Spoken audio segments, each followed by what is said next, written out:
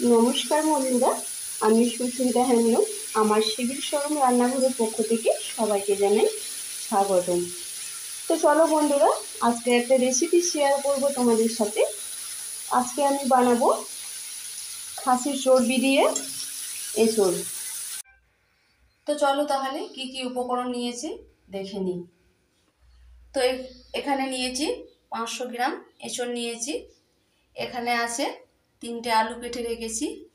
এখানে আছে একটা টমেটো, এখানে একটা পেঁয়াজ নিয়েছি, এখানে শুকনো লঙ্কা বাটা আছে, আর এখানে আছে আদা রসুন বাটা, আর এখানে নিয়েছি 200 গ্রাম খাসির চর্বি। তো চলো বন্ধুরা, ভিডিওটা না স্কিপ করে প্রথম থেকে ভিডিওটা শেষ পর্যন্ত দেখো তোমরা। তো দেখছো বন্ধুরা, এদিকে একটা কড়াই নিয়েছি, কড়াইয়ে জল বসিয়ে দিয়েছি। এবার দিয়ে দেব,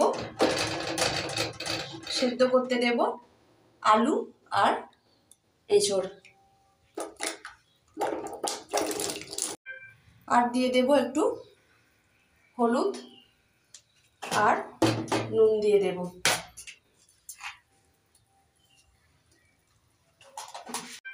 দিয়ে এঁচোড় আর আলু সেদ্ধ হওয়া পর্যন্ত ঢাকা দিয়ে রেখে দেব। তো চলো বন্ধুরা, এবার ঢাকনা খুলে দেখব এঁচোড় আলু সেদ্ধ হয়েছে কিনা।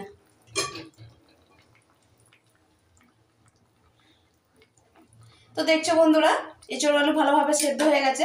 এবার একটা ঝুড়ির মধ্যে ঢেলে নেব। তো দেখছো বন্ধুরা, একটা ঝুড়ির মধ্যে ঢেলে নিয়েছি।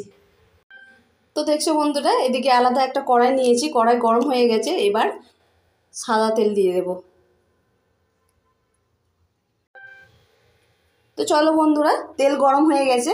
প্রথমে এঁচোড়গুলোকে ভেজে নেব। একটু নেড়ে চেড়ে 1 মিনিট ভেজে নেব।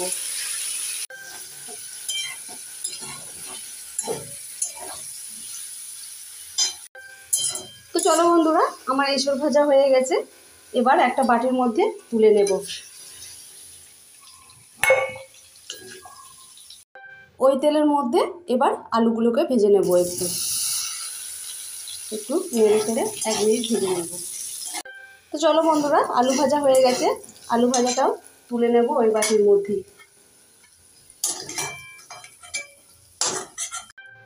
তো এবার ওই কড়াইয়ের মধ্যে দিয়ে দেব সর্ষের তেল। এবার ফোড়নে দিয়ে দেব 3টে এলাচ, 3টে লবঙ্গ, একটা দারচিনি, একটা তেজপাতা। এবার দিয়ে দেব কেটে রাখা পেঁয়াজ। 1 মিনিট পেঁয়াজটাকে ভেজে নেব।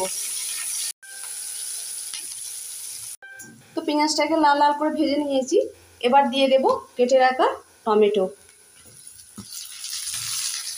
1 মিনিট নেড়ে চেড়ে ভেজে নেব।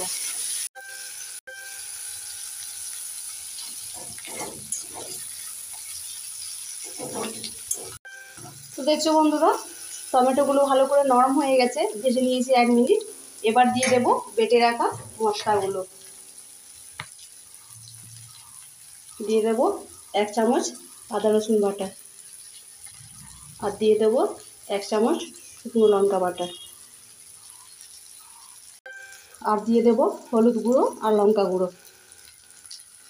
দিয়ে ভালো করে নেড়ে ছেড়ে দেব। সামান্য দিয়ে দেব একটু জল। একটু নেড়ে ছেড়ে 2 মিনিট মশলাগুলোকে কষে নেব।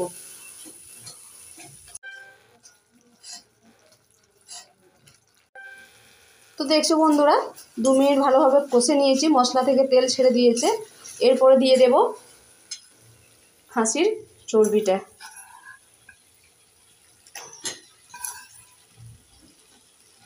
আবারও ভালো করে নেড়ে চেড়ে 2 মিনিট কষে নেব।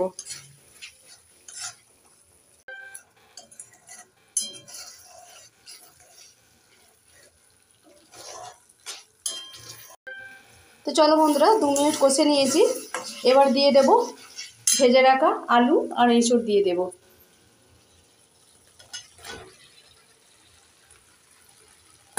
একটু নেড়ে চেড়ে আবারও 2 মিনিট কষে নেব।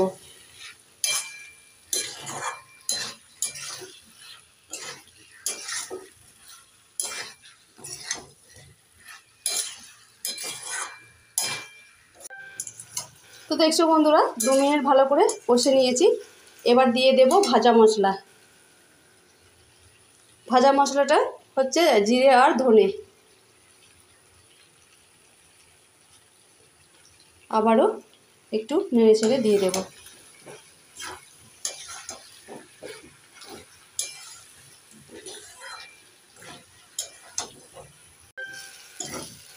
এবার দিয়ে দেব উষ্ণ উষ্ণ গরম জল দিয়ে দেব।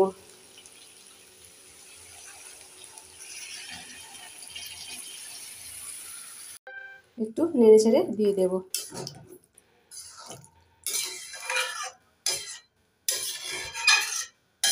এবার স্বাদ মতন উপর থেকে দিয়ে দেব নুন। একটু নেড়ে ছেড়ে দিয়ে দেব। 3 মিনিট ঢাকা দিয়ে রেখে দেব। তো চলো বন্ধুরা 3 মিনিট হয়ে গেছে, এবার ঢাকনা খুলে দেখব।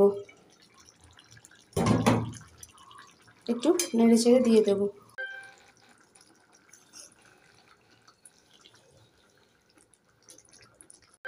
এরপরে উপর থেকে দিয়ে দেব একটু গরম মশলা।